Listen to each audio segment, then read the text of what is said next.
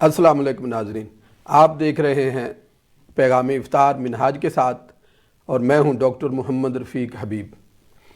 आज video call पर हमारे पास डंडी से मौजूद हैं मोहतरम अल्लामा आदिल कासमी साहिब। अल्लामा आदिल कासमी साहब पहले हमें तिलावत कुरान मजीद सुनाएंगे और उसके बाद नात रसूल मकबूल सल्लल्लाहु अलैहि वसल्लम से हमारे कुलूब व अज़हान को मुनव्वर फरमाएंगे। तो आइए चलते हैं अल्लामा आदिल कासमी साहब की तरफ। वालेकुम अस्सलाम व रहमतुल्लाहि व बरकातुहू। अल्लाह रसूल का फजल करम है। मैं आपको रमज़ान टीवी पर इस खुसूसी प्रोग्राम के निकात पर बहुत बहुत मुबारकबाद पेश करता हूँ और हम अल्हम्दुलिल्लाह बहुत मुस्तफ़ीद हो रहे इस प्रोग्राम को देखा करते हैं। अल्लाह पाक आप सबको बरकत अता फरमाए। मैं कुरान मजीद फुरकान हमीद की तिलावत से आगाज़ करने लगा हूँ। अऊज़ु बिल्लाहि मिनश शैतानिर रजीम।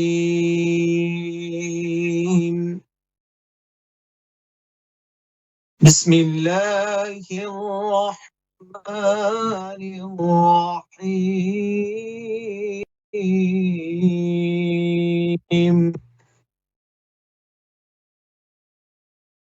वद्दुहा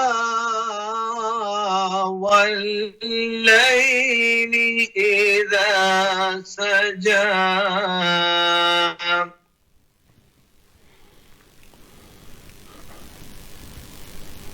ما ودعك ربك وما قلى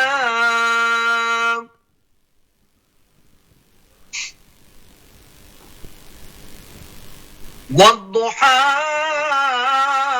والليل إذا سجى ما ودعك ربك وما قلى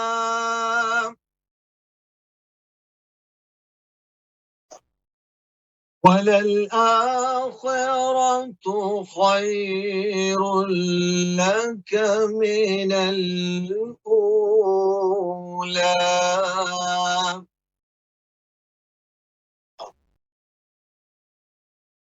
ولسوف يعطيك ربك فترضى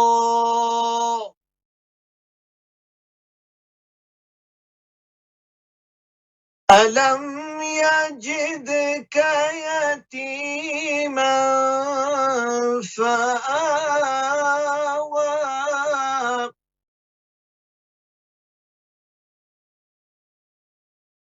ألم يجدك يتيما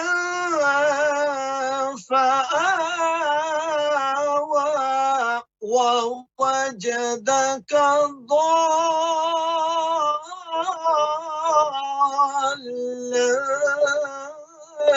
فهدى سبحان الله.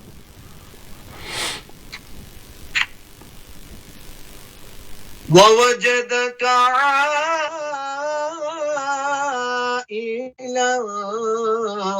فأغنى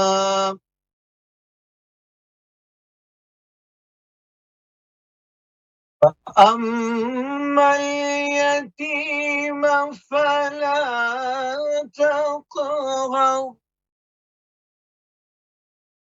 وأما السائل فلا تنهر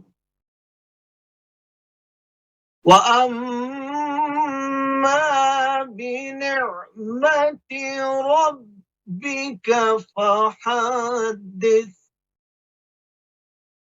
صدق الله العظيم. जज़ाकल्लाह, माशाअल्लाह माशाअल्लाह।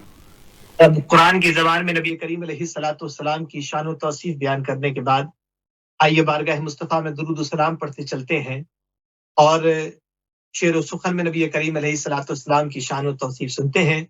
दुरूद और सलाम मिलकर पढ़ लीजिए। सल्लल्लाहु अलैका या रसूल अल्लाह व وسلم علیک یا حبیب اللہ.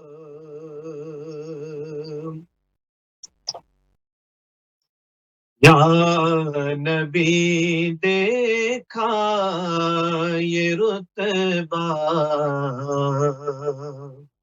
آپ کی نالین کا. یا نبی دیکھا یہ رتبہ آپ کی نالین کا. یا نبی دیکھا یہ رتبہ آپ کی نالین کا. یا نبی دیکھا یہ رتبہ آپ کی نالین کا. عرش کے ماغ تلوا آپ کی نالین کا. یا نبی دیکھا یہ رتبہ آپ کی نالین کا. آپ کی خدمت کا مجھ کو کاش مل جاتا شرف. آپ کی خدمت کا مجھ کو کاش مل جاتا شرف. بانٹتا ہاتھوں سے تسمہ آپ کی نالین کا. بانٹتا ہاتھوں سے تسمہ آپ کی نالین کا. یا دیکھا یہ رتبہ آپ کی نالین کا. آخری اور حاصل کلام پھر پیش کرنے لگا ہوں. روز محشر لوگ چومے آپ کا دستے کرم. روز محشر لوگ چومے آپ کا دستے کرم. سب کر لوں میں وہ سا آپ کی نالین کا. سب سے چھپ کر لوں میں وہ سا آپ کی نالین کا. یا نبی دیکھا یہ رتبہ آپ کی نالین کا. عرش نے چوما تلوار آپ کی نالین کا. یا نبی دیکھا یہ رتبہ آپ کی نالین کا.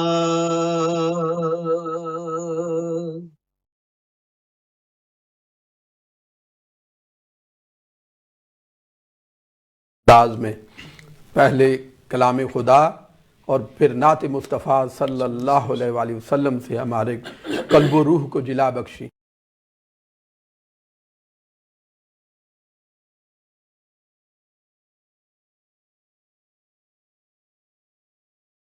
گرامی، یہ عرض کرتے چلیں کہ آج سے ہم آپ کی لائیو کالز کا سلسلہ بھی شروع کر رہے ہیں، تو انشاءاللہ پروگرام کے آخری حصے میں ہم آپ کی کالز لیں گے۔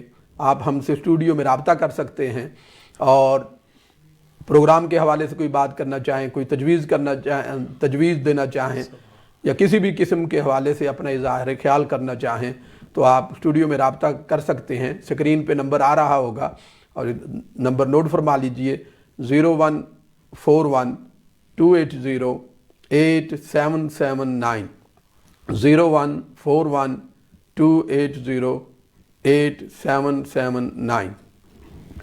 ناظرین گرامی، اللہ تعالیٰ نے یہ پوری کائنات تخلیق فرمائی اور اس کائنات میں بے شمار مخلوق پیدا فرمائی، اور ان تمام مخلوقات میں سے اللہ تعالیٰ نے انسان کو اشرف المخلوقات بنایا، اور اس کو اشرف المخلوقات بنا کر اس کو بے شمار صفات اور خوبیاں عطا فرمائیں۔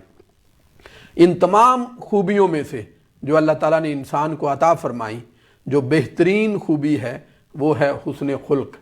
حضور سرور عالم صلی اللہ علیہ وآلہ وسلم نے ارشاد فرمایا، اکمل المومنین ایمانا احسنہم خلقا، کہ مومنین میں سے سب سے کامل ایمان اس کا ہے جس کے اخلاق سب سے اچھے ہیں۔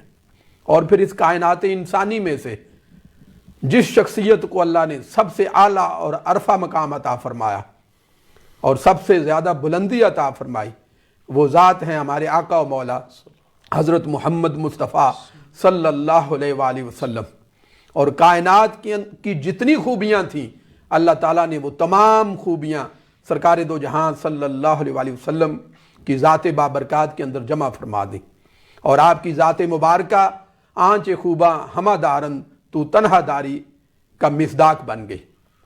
ان تمام خوبیوں میں سے جس خوبی کو اللہ تعالیٰ نے قرآن مجید میں سب سے زیادہ ہائی لائٹ کیا ہے وہ ہے آپ کا حسن خلق۔ اللہ تعالیٰ نے قرآن مجید کے اندر ارشاد فرمایا، انکا لعلی خلق عظیم، کہ اے حبیب مکرم آپ حسن اخلاق کے انتہائی اعلیٰ منصب پر فائز ہیں۔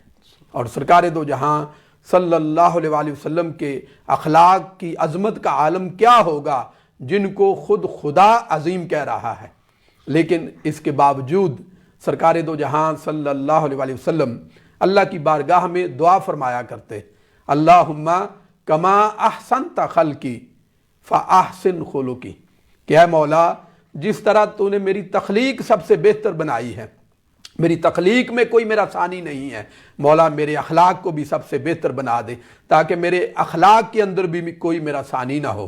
اور سرکار دو جہاں صلی اللہ علیہ وآلہ وسلم نے ارشاد فرمایا، انما بعثت لأتمم مکارم الاخلاق، کہ میری بعثتی اس مقصد کے لیے ہوئی ہے کہ میں اخلاق کو اور اخلاق حسنہ کو اس کے کمال تک پہنچا دوں، کہ پھر قیامت تک آنے والا کوئی شخص میرے اخلاق کی گرد کو بھی نہ پا سکے۔ اس پر مزید گفتگو کرنے کے لیے چلتے ہیں علامہ محمد شاد بابر صاحب کی طرف اور ان سے پوچھتے ہیں کہ یہ اخلاق حسنہ سے مراد کیا ہے اور اس کی کیا ضرورت و اہمیت ہے ہماری زندگی کے اندر۔ جی علامہ بہت شکریہ۔ بسم اللہ الرحمن الرحیم۔ ڈاکٹر صاحب، اخلاق حسنہ کا موضوع اتنا وسیع ہے کہ اس مختصر وقت میں اس کو ہم احاطہ گفتگو میں لانا مشکل ہے ہمارے لیے، مگر جتنا وقت اجازت دے گا۔ دو لفظ استعمال ہوتے ہیں، خلق اور خلق۔ یہ ظاہری طور پر ایک جیسے ہیں اور ترتیب حروف بھی ایک ہے، مگر ایک پر زبر ہے خا پر اور ایک پر پیش ہے۔ ایک سے مراد انسان کی ظاہری تخلیق ہے، خلق، اور خلق سے مراد انسان کی سیرت ہے۔ تو ہم یہ جملہ یوں بھی بولتے ہیں کہ فلاں انسان حسن سیرت اور حسن صورت کا مرقع ہے، کہ اس کی صورت بھی ظاہری بھی بہت خوبصورت حسن و جمال کا مالک ہے، اور باطناً بھی وہ اس کی سیرت بھی، اس کے کردار بھی، اس کے اخلاق بھی بہت اچھے ہیں۔ اللہ تبارک و تعالیٰ نے اس کمبینیشن کو، کہ انسان کی خلق کہاں سے پیدا ہوتی ہے اور انسان کا خلق کہاں سے جنم لیتا ہے، سورۃ الحجر کے ایک آیت میں اس کو دونوں کو اپنا موضوع بنایا ہے۔ اللہ تبارک و تعالیٰ نے قرآن پاک میں سورۃ الحجر میں ارشاد فرمایا انی خالقم بشرم من ہمأ مسنون، کہ اللہ تبارک و تعالیٰ نے فرشتوں کو یہ فرمایا کہ میں ایک ایسا بشر بنانے جا رہا ہوں جو بدبودار مٹی سے گارے سے بنے گا، اور وہ بجتا ہوا گارا ہوگا اور بدبودار ہوگا، اور اس پر ایک عرصہ گزر چکا ہوگا، جس پر فرشتوں نے بعد ازاں اعتراض بھی کیا اور عرض کیا مولا، چونکہ انہوں نے یہ ساری تشکیلی اجزاء تشکیلی جو دیکھے تو ان کی ایک پرسپیکشن جو بنی کہ اس مادے سے بننے والا انسان، اس کے اندر یہ جبلتیں ہوں گی، اس کی طبیعت ایسی بنے گی، اس کا مزاج ایسا بنے گا، اس کے اندر یہ خرابیاں ہوں گی۔ ایک اور مقام پر بھی اللہ تعالیٰ نے ارشاد فرمایا، جب اللہ تعالیٰ نے فرشتوں کو انفارم کیا کہ میں اپنا خلیفہ بنانے جا رہا ہوں، تو فرشتوں نے عرض کیا یا اللہ، کیا تو ایسے بندے کو اپنا خلیفہ بنائے گا جو زمین میں فساد انگیزی کرے گا اور فساد اور خون ریزی پھیلائے گا؟ تو یہ ایک خلق کا تصور اللہ تبارک و تعالیٰ نے دیا۔ دوسرا تصور جو تھا اسی آیت میں وہ حسن سیرت کا تھا، اس کو اللہ تعالیٰ نے فرمایا وَإِذَا سَوَّيْتُهُ، جب میں انسان کے ظاہر میں یعنی کہ اس کی تخلیق میں ایک توازن پیدا کر لوں، جس کا اشارہ اللہ تعالیٰ نے سورۃ 3 میں بھی فرمایا لَقَدْ خَلَقْنَا الْإِنسَانَ فِي أَحْسَنِ تَقْوِيمٍ، کہ جب ہر شے کو اس کی ظاہری حسن کو ایک توازن دے دوں، سویتہ، ایک توازن بخش دوں، وَنَفَخْتُ فِيهِ مِن رُوحِي، تو پھر میں اس کے اندر اپنی روح پھونکوں گا۔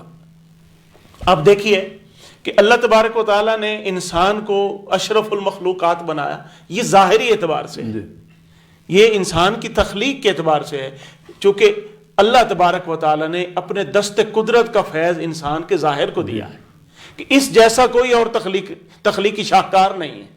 وَنَفَخْتُ فِيهِ مِن رُوحِي، اور انسان کی روح کو اللہ تبارک و تعالیٰ نے اپنی روح کا فیض دیا ہے، اور فرمایا جب میں اپنی روح اس کے اندر پھونک لوں۔ اب اس سے پتہ یہ چلا کہ انسان دو چیزوں کا مرکب ہوا، ایک انسان کی خلق جس کو انسان کا جسم کہتے ہیں، اور ایک انسان کی روح۔ اب جب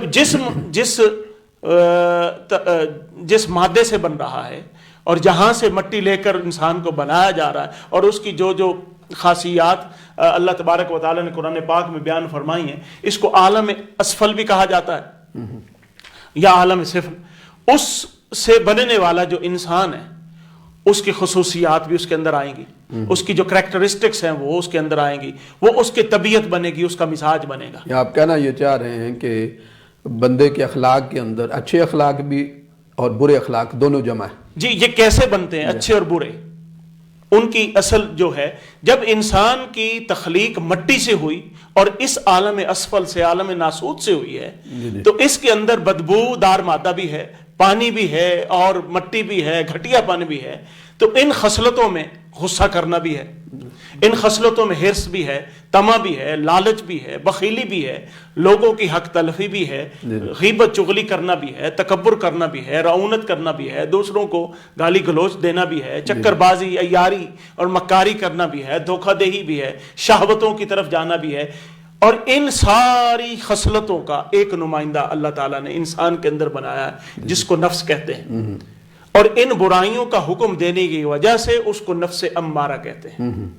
اب اس جسم کے اندر اللہ تبارک و تعالیٰ نے وَنَفَخْتُ فِيهِ مِن رُوحِي کا جب فیض دیا ہے تو روح کو اس پنجرے کے اندر بند کر دیا۔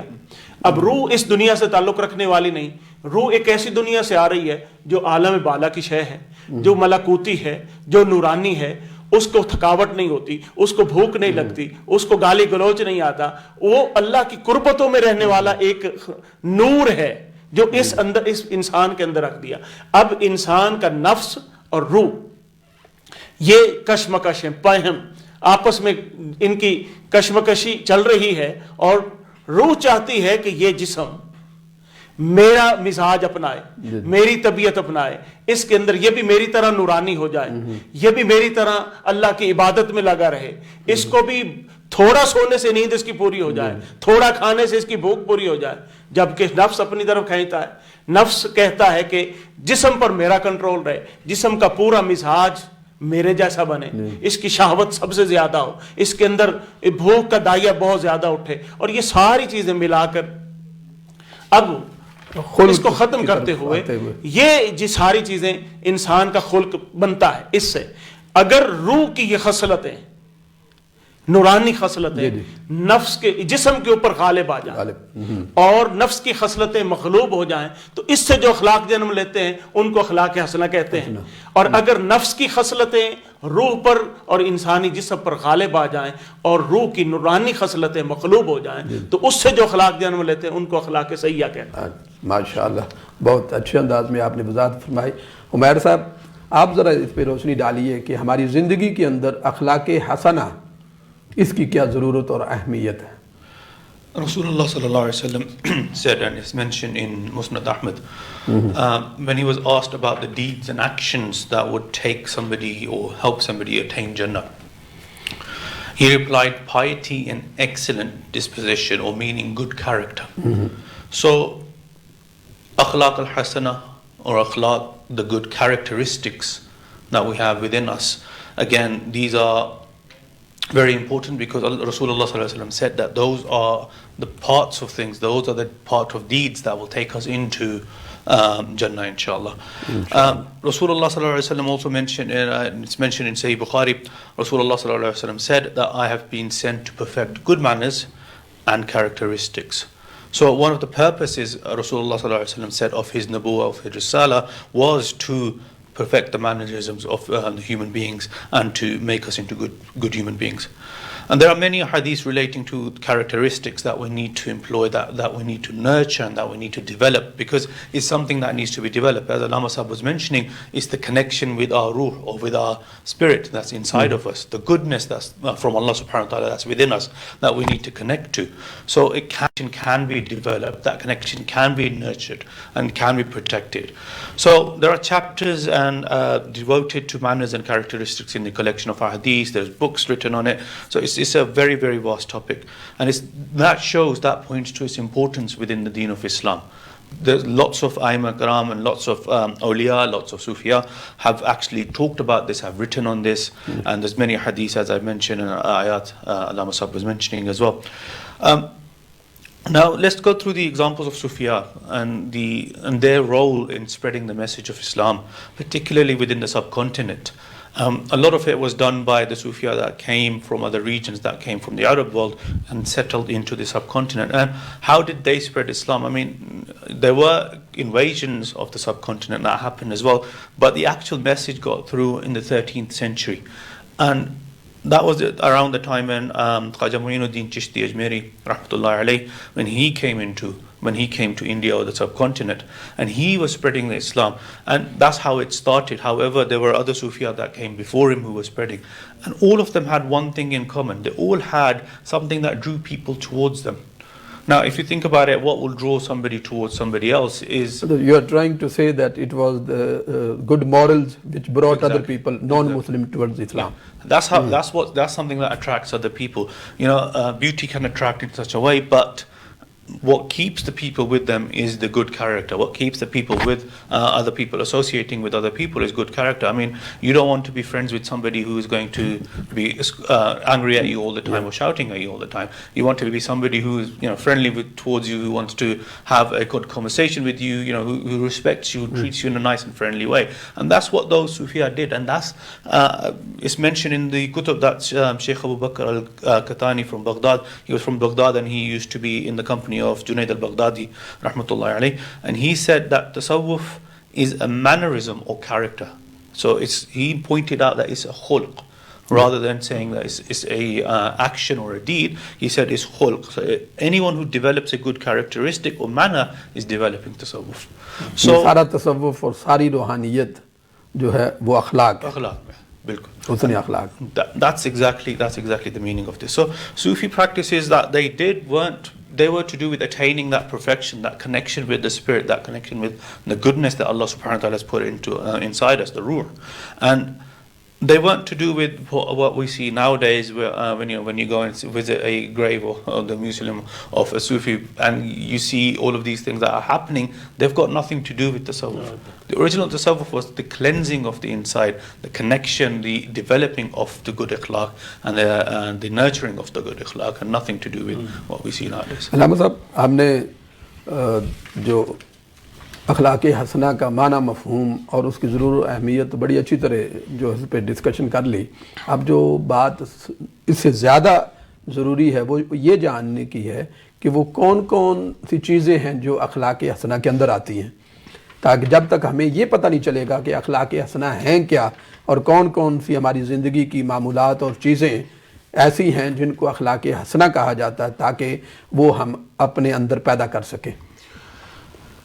ہاں، یہ جتنا ڈاکٹر صاحب ٹیکنیکل موضوع بھی ہے، تصوف کا موضوع بھی ہے، اور یہ اس طرح آسان موضوع بھی ہے. نبی پاک صلی اللہ علیہ وسلم کی براہ راست جس کا آپ نے سوال کیا وہ بالکل ٹو دی پوائنٹ.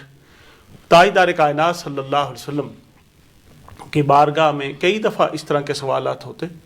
سرکار دو جہاں ڈائریکٹ وہ چیزیں بیان فرماتے کہ یہ چیزیں جو ہے نا، اگر آپ دیکھنا چاہتے ہیں تو اپنا آپ جائزہ لیں کہ یہ خصوصیت آپ کے اندر ہے یا نہیں.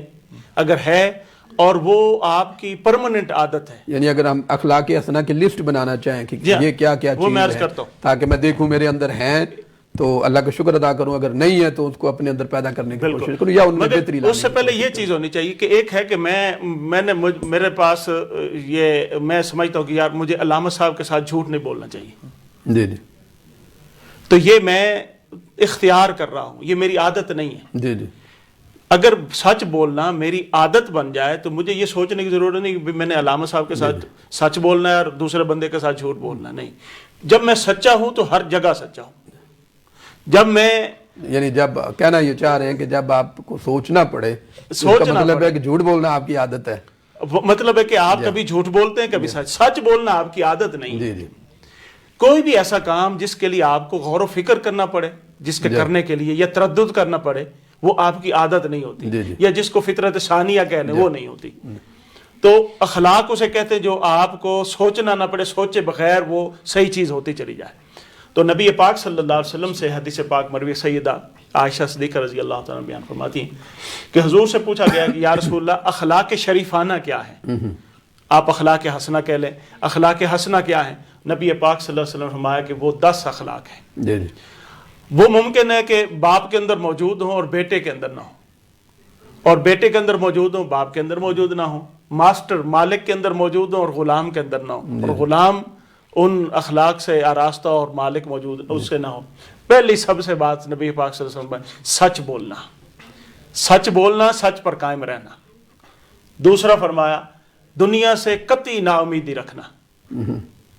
یہ خلق ہے ہماری. یہ بدخلقی کا سب سے یہ عالم یہ ہوتا ہے کہ ہم ہر دوسرے بندے سے امید لگا کے بیٹھے ہیں. اور پھر نبی پاک صلی اللہ علیہ وسلم میں سائل پر بخشش کرنا. یہ انسان کی جو بھی آیا ہے آپ کسی نہ کسی طریقے سے اس کو جود و سخا.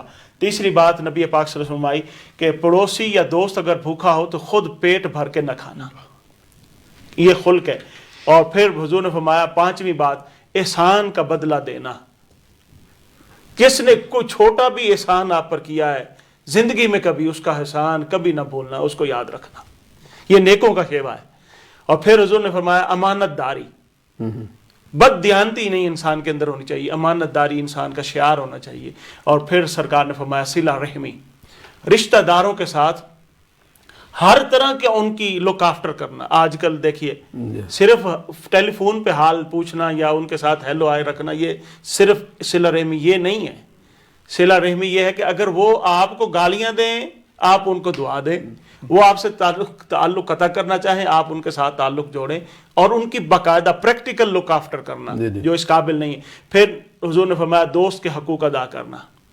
پھر نبی پاک صلی اللہ علیہ وسلم فرمایا کہ یہ بھی خلق ہے اور اخلاق شریفانہ میں سے ہے مہمان نوازی کرنا. ضروری نہیں ہے کہ آپ بہت بڑا دسترخوان سجائیں، آپ کے پاس جو اویلیبل ہے مہمان آیا اس کی تواضع فرمائیں.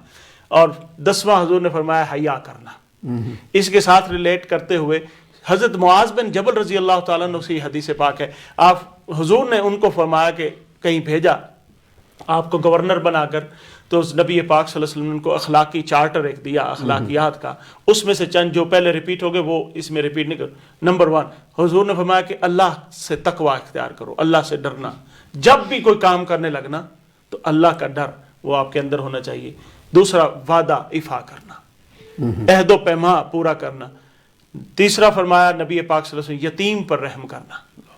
پانچواں فرمایا نبی پاک صلی اللہ علیہ وسلم نرم گفتگو، لین الکلام ہونا. پھر فرمایا سلام پھیلانا، تواضع اختیار کرنا، اور کسی شریف اور بردبار کو گالی نہ دینا، اور سچے انسان کو جھٹلانا نہیں. اور نبی پاک صلی اللہ علیہ وسلم زمین میں فتنہ انگیزی نہ کرنا. یہ وہ اخلاقیات ہیں جو مختلف احادیث میں، اور اس کے علاوہ یہ ایسا لمبی لسٹ ہے، مگر ہم ان میں سے 1 2 3 4 بھی جتنی بھی ہمارے توفیق ہو اپنا لیں، اپنے اندر پیدا کرنے، تو ہمارے لیے یہ کامیابی کا ذریعہ ہو سکتا ہے. تفصیل کے ساتھ آپ نے اخلاق حسنہ کی لسٹ جو ہے ناظرین کو بتائی کہ کیا کیا اخلاق حسنہ کے اندر شامل ہے اور ہمیں اپنے اندر کیا کیا پیدا کرنا چاہیے.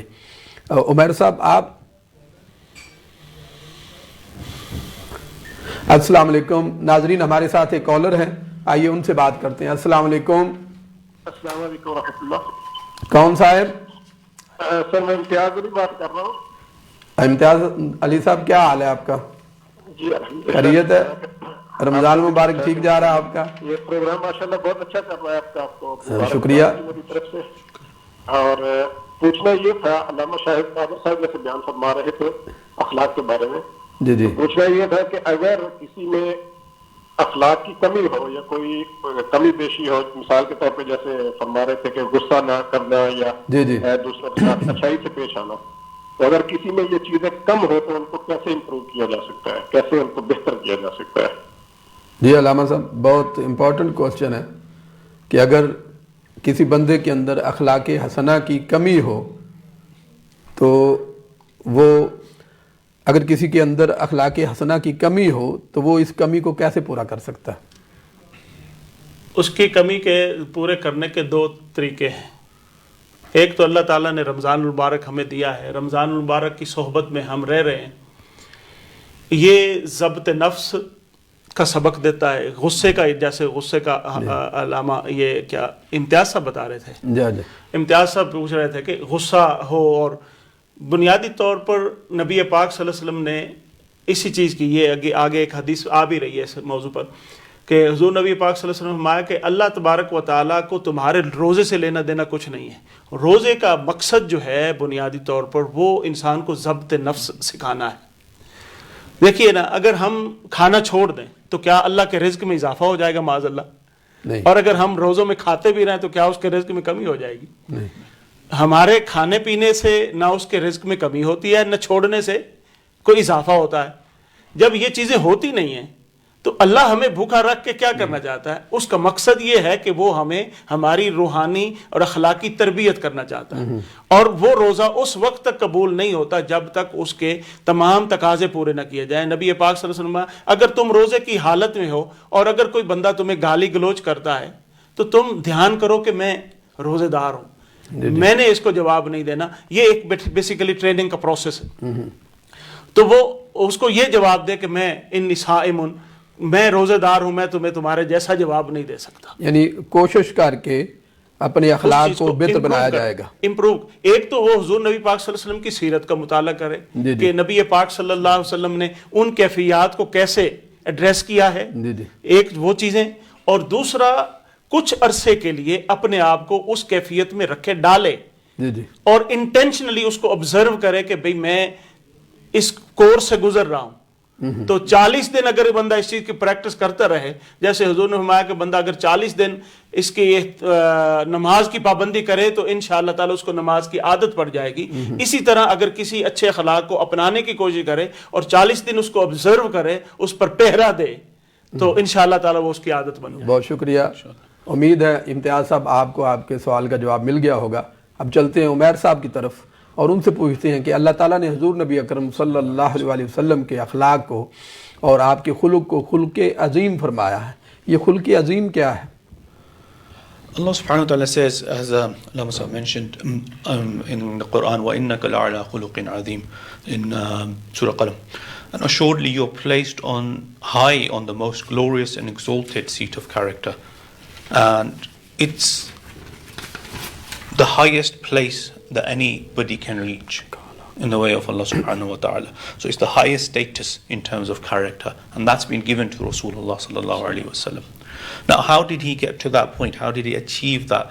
Well, any good characteristics, this is from the Mashayikh, any good characteristics that exist in this world or will exist at any point, anything that's good was in Rasulullah sallallahu alayhi wa sallam. And those characteristics, not just that they were in Rasulullah sallallahu alayhi wa sallam, they were taken to their peak. So those characters were at the peak of what they of Rasulullah sallallahu alayhi wa sallam took them. ایک اور collar ہے ہمارے ساتھ, محمد عثمان صاحب. السلام علیکم. وعلیکم السلام. عثمان صاحب کیا حال ہے؟ ٹھیک. خیریت ہے؟ جی جی جی فرمائیے. I am watching your program. It's good. That's it. آپ کی آواز آ رہی صحیح طریقے سے. جی. We can't hear you, brother Usman.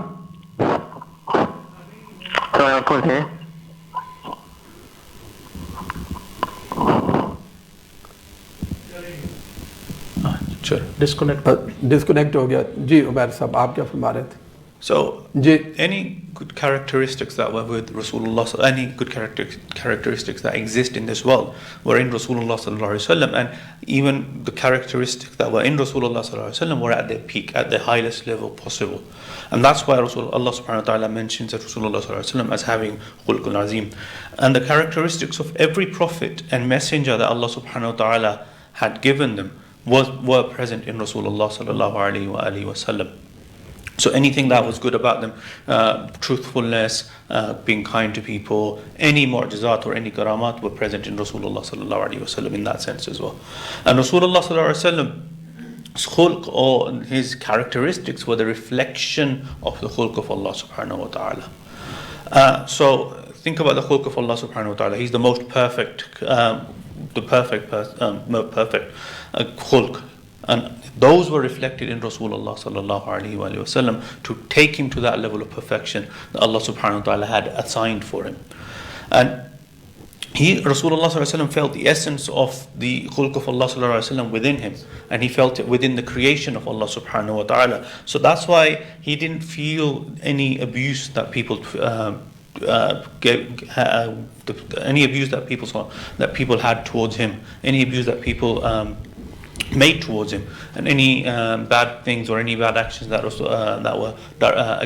were directed towards Rasulullah sallallahu alaihi wasallam. So those were not felt by Rasulullah sallallahu alaihi wasallam, or he went through them because he had recognized the essence of Allah subhanahu wa ta'ala in everything, and he had recognized the connection within himself with Allah subhanahu wa ta'ala and the reflection of his akhlaq within him. And these include his haya, his truthfulness, his patience. ایک اور collar ہے ہمارے ساتھ, باقر حسنین صاحب, ان سے بات کرتے ہیں. السلام علیکم. وعلیکم السلام ورحمۃ اللہ وبرکاتہ. کیا حال ہے جناب؟ الحمدللہ, اللہ کا شکر ہے, ماشاءاللہ. جی آپ کا پروگرام بہت اچھا جا رہا ہے, ہم کافی اس سے مستفید ہو رہے ہیں. شکریہ. اور وہی تھوڑا یہ سوال تھا, جیسے آج آپ کے موضوع کے ریلیٹڈ تھا. جی جی بالکل. کہ ہم جیسے کوئی گھر میں کوئی چیز افطاری وغیرہ جیسے بناتے ہیں, جی جی, اور دوسری جگہ اپنے ہمسایوں کو یا اپنے جو پاکستان جانے ان کو یا مسلمان کو دیتے ہیں, لیکن ہم جو ساتھ میں غیر مسلم حضرات ہوتے ہیں ان کو بھول جاتے ہیں. جی جی. تو کیا اخلاقاً تو ہمیں ان کو بھی دینا چاہیے تاکہ اس سے بھی وہ جی جی یہ متاثر ہو سکیں؟ یا اس پہ روشنی ڈال دیجیے گا. ٹھیک ہے, بہت شکریہ. علامہ صاحب سے آپ کے سوال کا جواب جو ہے طلب کرتے ہیں. بہت شکریہ آپ نے کال کیا. جی علامہ صاحب. بالکل, میں یہ بڑی اچھی تجویز ہے اور یہ ہونا چاہیے. بہت اہم ایشو کی طرف انہوں نے توجہ دلائی ہے, بڑے اہم ایشو کی طرف انہوں نے اشارہ فرمایا ہے. اور اس چیز کی میں آپ کی تائید کروں گا کہ اس چیز کی ہمارے اندر کمی بھی ہے. جی جی. ہم مطلب ہے کہ اگر ہمارے نیکسٹ ڈور نان مسلم یا ہمارے کلوز میں نان مسلم رہ رہے ہیں، ہم ان سب کو کراس کر کے مسلمان بھائی تک جائیں گے، مگر وہ جو نیکسٹ ڈور مسلمان نبی پاک صلی اللہ علیہ وسلم اس چیز کو اس میں شامل کر لیں کہ کیا حسن اخلاق کا اظہار صرف مسلمانوں کے ساتھ ہی ہے یا ہمیں نان مسلم اور غیر مسلم اور خصوصی طور پر اس سوسائٹی میں جہاں پہ ہم رہ رہے ہیں، اللہ اور اس کے رسول نے کسی مذہب کی پابندی نہیں لگائی کہ فلاں مذہب والے کے ساتھ حسن خلق کے ساتھ پیش آنا ہے اور فلاں مذہب والے کے ساتھ آپ نے بدخلقی سے پیش آنا ہے، ایسا نہیں ہے. یعنی انسان سے انسان کی بات ہے، حتیٰ کہ انسان سے انسان کی بات ہے. انسان اس کو خلق کو ادب کا لفظ بھی کہتے ہیں، اور ادب صرف یہ نہیں ہے کہ میں آپ کی عزت کروں آپ میری، یا چھوٹے بڑے کی عزت کریں، نہیں، ادب ایک بڑا کمپریہنسو لفظ ہے. مخلوق کا خالق کے ساتھ بھی ادب ہے، اور پھر مخلوق کا مخلوق کے ساتھ بھی ادب ہے، انسان کا انسان کے ساتھ ادب ہے، اسی طرح جانوروں کا بھی ایک ادب ہے. تو یہ سارے آداب کا جب مجموعہ بنتا ہے تو اسی کو اخلاق حسنہ کہتے ہیں.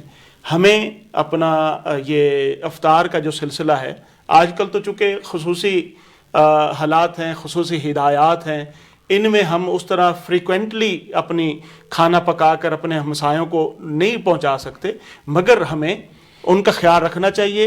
اور اگر کوئی ایسی ان کو ہیزیٹیشن نہیں ہے تو آج کل بھی ہمیں دینے میں حرج نہیں ہے.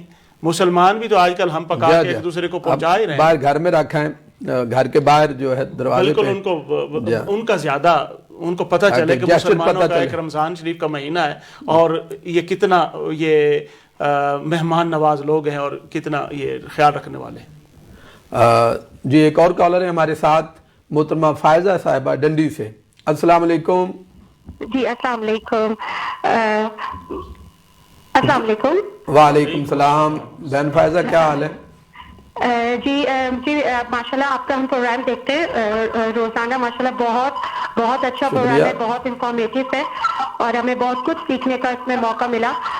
میرا ایک علماء کرام سے سوال ہے کہ رمضان میں خاص طور پر لوگ چھوٹی سی بیماری کی وجہ سے روزہ چھوڑ دیتے ہیں اور پھر وہ کفارہ کے لیے کہتے ہیں کہ کفارہ کیا ہوگا. تو بس مجھے یہ پوچھنا تھا کہ مطلب بیماری کی کتنی حد ہونی چاہیے کہ ہم روزہ چھوڑ سکتے ہیں اور اس کا کفارہ کیا ہوگا. بہت شکریہ. شکریہ. جی علامہ صاحب، کوشچن یہ بھی بہت اہم ہے کہ وہ کون سی بیماری ہے جس سے روزہ آپ ترک کر سکتے ہیں؟ دیکھیے یہ کسی میں بطور ایک اسکالر یا عالم دین یا امام یا کسی شہر یا کن حالات میں آپ روزہ ترک کر سکتے ہیں؟ اس کے لیے بہترین جو ہے نا، بہترین ایڈوائس ہوتی ہے ڈاکٹر کی. ڈاکٹر جب مریض کو یہ ہدایت کر دے کہ آپ روزہ نہ رکھیں کیونکہ روزہ رکھنا آپ کے لیے آپ کی بیماری میں اضافے کا باعث بن سکتا ہے، تو پھر تو آپ روزہ چھوڑ سکتے ہیں. جیسے ڈاکٹر موسٹلی شوگر والے پیشنٹس کو ایڈوائس کرتے ہیں یا اس کی دوائی کا جو سائیکل ہے وہ چینج کر دیتے ہیں یا اس طرح، تو اس میں وہ ڈاکٹر کی جو رائے ہے وہ زیادہ ویلڈ ہے، چاہے جائے کہ بندہ خود فیصلہ کرے یا کسی امام سے پوچھے. اس میں دوسری بات یہ ہے کہ ایسی بیماری جو واقعتاً آپ کے لیے جان لیوا ہے اور وہ کافی ساری، جیسے شوگر کا مسئلہ بن سکتا ہے، شوگر بالکل ڈاؤن ہو سکتی ہے، یا بعض اوقات بندہ بیماری کی کیفیت کیسی ہے اس پہ ڈیپینڈ کرتا ہے. مگر عموماً ہمارا یہ کلچر بن گیا کہ ہلکا پھلکا، جس طرح باجی کا وہ لگتا ہے اشارہ ہے، وہ یہ ہے کہ ہمارا کلچر، ہمیں تھوڑا سا بخار ہوا یا ہلکا سا فلو ہوا تو ہم روزہ چھوڑ کے بیٹھ جاتے ہیں. اگر ایسے لوگوں کو یہ پتہ ہو کہ فرض روزہ رمضان شریف کا چھوڑنے سے کتنا بڑا نقصان ہے، اگر ہم ساری زندگی بھی روزے رکھتے رہیں تو اس ایک روزے کی کمپنسیشن نہیں ہو سکتی، تو وہ شاید کبھی روزہ چھوڑنا گوارا نہ کریں. جی چلتے ہیں دوبارہ علامہ صاحب کی طرف اور اگلا سوال ان سے کرتے ہیں کہ ہمارے ہاں یہ بھی یہ تصور ایک پایا جاتا ہے کہ بلکہ ہم عملی طور پر زندگی میں دیکھتے ہیں کہ بعض لوگ عبادت بہت زیادہ کرتے ہیں، عبادت گزاری ان کی زندگی کے اندر بہت زیادہ ہے، نماز بھی پڑھیں گے، تلاوت قرآن مجید کی بھی کریں گے، حج بھی کریں گے، عمرہ بھی کریں گے، اس کی طرف بہت زور ہے. لیکن انفارچونیٹلی جو اخلاق ہیں جن کو ہم کہہ رہے ہیں اخلاق حسنہ، ان حوالے سے تھوڑا سا معاملہ کمزور ہوتا ہے.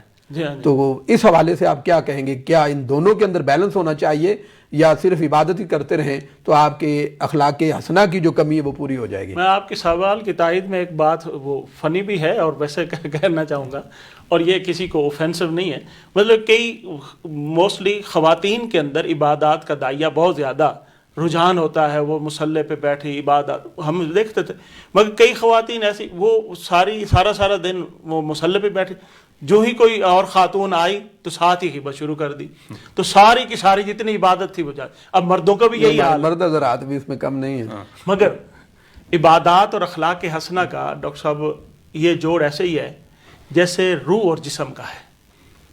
اگر جسم سے روح نکل جائے نا، تو میں اور آپ، ابھی ہمارا ایک نام ہے، آپ ڈاکٹر رفیق حبیب ہیں، مجھے شاہد بابر کہتے ہیں، تو وہ جب یہ روح نکل جائے گی تو ہمیں کوئی اپنے نام سے نہیں یاد کرے گا، ہماری روح نکل جائے گی تو ہم میت کہلائیں گے، ہم مردہ کہلائیں گے. تو ایسے ہی ہے، جب عبادات کے جسم سے اخلاقیات کی روح نکل جاتی ہے تو وہ مردہ رہ جاتے ہیں، ان کی کوئی ویلیو نہیں رہتی، ان کو مٹی میں دبا آتے ہیں، گڑھے میں پھینک آتے ہیں. اور نہ صرف، میں آگے بات بڑھاؤں گا، نہ صرف اخلاقیات ہماری عبادات کی روح ہیں، بلکہ پورے کے پورے دین کی روح ہیں، پورے کے پورے دین کی روح ہیں. اگر ہم ارکان اسلام کو دیکھیں، ارکان اسلام کو، تو توحید و رسالت کی شہادت دینے کے بعد سب سے پہلا رکن نماز ہے، سب سے اہم. اس کو بھی اللہ تبارک و تعالیٰ نے قرآن پاک میں فرمایا اقم الصلاۃ ان الصلاۃ تنہی عن الفحشاء والمنکر، کہ نماز قائم کرو، یہ جسم ہے، نماز کی اسٹیبلش کرنا یہ جسم ہے، اور یہ نماز فحشاء اور منکرات سے بچاتی ہے. فحشاء کیا ہیں؟ مفسرین لکھتے ہیں الفحشاء یعنی رذائل اخلاق کہتے ہیں، کہ جتنے بھی گندے اخلاق ہیں وہ فحشاء میں آئیں گے. صرف بدکاری کا نام فحاشی نہیں ہے، بلکہ بد کلامی کا نام بھی فحاشی ہے، فوش کلامی ہے، برا برتاؤ ہے، اور انسان کی بری نظر ہے، اور آنکھوں کی بدکاری ہے، دل کی کنجوسی، یہ ساری فحشاء میں آتی ہے. جو نماز انسان کو فحشاء اور منکرات سے نہیں بچاتی وہ نماز کا فائدہ ہی کوئی نہیں. اسی طرح آپ دیکھیے نبی پاک صلی اللہ علیہ وسلم نے فرمایا، یہ حدیث پاک بڑی اہم ہے، حضور نے فرمایا انما، اللہ تعالیٰ فرماتا ہے، حدیث قدسی ہے، انما اتقبل الصلاۃ مما تواضع بها لعظمتہ، کہ میں اس شخص کی نماز قبول کرتا ہوں جو میری عظمت کی خاطر جھکتا ہے، میری عظمت کی خاطر تواضع اختیار کرتا ہے. لہذا وہ نماز جو انسان کو عاجزی نہیں دے رہی، اس کے اندر تواضع کا خلق پیدا نہیں کر رہی، اس کا فائدہ کوئی نہیں. حضور نے فرمایا میری مخلوق پر ظلم نہ کرو، یہ اسی نماز اس کی قبول ہوگی جو مخلوق پر ظلم نہ کرے، میری نافرمانیوں پر اصرار نہ کرے، مصیبت زدوں پر، یتیموں پر، مسکینوں پر رحم کرے، اور جس شخص کے اندر یہ اخلاق پیدا ہو جائیں میں اسی کی نماز قبول کرتا ہوں. لہٰذا نماز عبادت، وہ روزہ ہو، حج ہو، زکوٰۃ ہو، ان کا چولی دامن کا ساتھ ہے جیسے روح اور جسم کا ساتھ ہے. اگر اخلاقیات نہیں ہیں تو عبادت مردہ، عبادات اتنا نتیجہ خیز نہیں ہوں گی، بے شک نہیں ہوں گی. تو عمیر صاحب آپ ذرا اس پہ روشنی ڈالیے آخر میں کہ اخلاق زندگی کے اندر کیا اثرات مرتب ہو سکتے ہیں. اس کے ساتھ ہی ہمارے ساتھ ایک کالر ہیں ڈنڈی سے، محترمہ سبینہ اسلام صاحبہ. السلام علیکم. وعلیکم السلام علامہ صاحب. I've been watching your program for the last couple of years and it's, mashallah, it's very good. Thank you very much. Yes. میں نے ایک بات پوچھنی تھی. I wanted to ask a question. جو ہم رمضان شریف میں we read the Quran part, is it very important for us to finish the Quran part in Ramadan? You know, because some people work. Is it really important for us to finish in the holy month? And what is the reason for people who read one Qur'an Pak and read two Qur'an Pak or three? How, you know, what's behind all this? Is it really important for us to finish it in Ramadan, or can we carry on after Ramadan? Do you matter, sir? Well, in terms of finishing the Quran, it is, yes, a practice of a sunnah of Rasulullah sallallahu alaihi wa sallam. And however, it's not vital for us to finish the Quran in Ramadan. No, wajib or farz. It's not, it's not none of those categories. You don't have to finish the Quran within Ramadan. However, as the sister was mentioning, that she wants to carry on after Ramadan, and that's the whole point. For example, I think what I could understand, it was, for example, you started Holy Quran, but you could not complete whole Holy Quran in the month of Ramadan. Can you carry on? For example, you recite 25 paras Yeah. And then Ramadan ended. Yeah, so can you complete next 5 paras after Ramadan? As Allama Sahab was mentioning, this is like a period of training for us. We have to hone our good qualities, and we have to get into the habit of the ibadat. So if we weren't in the habit of reading the Quran, now you started reading the Quran and you're reading parts of it. We have to recite Holy Quran every single day throughout the year. Yeah, it's not not just Ramadan. You want to finish the whole Quran in every single month of the year, do it. I mean, that's the whole point. This is where we're trying to get to understand the Quran and to carry the ibadat on afterwards, inshallah. इसके साथ ही नाज़रीन हमारे आज के programme का वक्त ख़त्म होता है। उम्मीद है आज का पैगाम इफ्तार मिनहाज के साथ आपको पसंद आया होगा। हमें आपके फीडबैक का इंतज़ार रहेगा। इजाज़त से पहले चलते हैं अल्लामा साहब की तरफ और उनसे गुजारिश करते हैं कि दुआ फरमाएं। अल्लाहुम्मा सल्ली अला सय्यिदिना मौलाना मुहम्मदिन व अला आलिहि व सहबिहि व बारिक व सल्लिम। अल्लाहुम्मा या मुमिनु या अज़ीज़ या लतीफ़, अल्लाहुम्मा या मुमिनु या अज़ीज़ या लतीफ़, अल्लाहुम्मा या मुमिनु या अज़ीज़ या लतीफ़, या हय्यु या क़य्यूम या ज़ल जलालि वल इकराम, या हय्यु या क़य्यूम या ज़ल जलालि वल इकराम। रब्बना तक़ब्बल मिन्ना इन्नका अंतस समीउल अलीम व तुब अलैना इन्नका अंतत तव्वाबुर रहीम। या अल्लाह पूरी इंसानियत पे अपना फजल करम नाज़िल फरमा और कोरोना की वबा से मौला इंसानियत को निजात अता फरमा। तमाम मुसलमानों के हाल पे रहें फरमा, मुसीबत ज़दों की मुसीबतें दूर फरमा, परेशान हालों की परेशानियाँ दूर फरमा। मौला भूखों और बेकसों की हमें इमदाद करने की तौफीक अता फरमा। हमें बढ़ चढ़ कर दुखी इंसानियत की मदद करने की तौफीक अता फरमा। या अल्लाह हमारी इबादत, हमारे रोज़े, हमारी ज़कातें, या अल्लाह जो कुछ हम तेरी खातिर कर रहे हैं मौला सब कुछ अपनी बारगाह में कबूल मंजूर फरमा और हमें बढ़ चढ़ कर दीन इस्लाम की खिदमत की तौफीक अता फरमा। या अल्लाह जो लोग सुन रहे हैं और सुना रहे हैं और जो इसका इंतज़ाम और इंसराम कर रहे हैं मेरे मौला सब की खिदमत को अपनी बारगाह में दर्जा कबूलियत अता फरमा।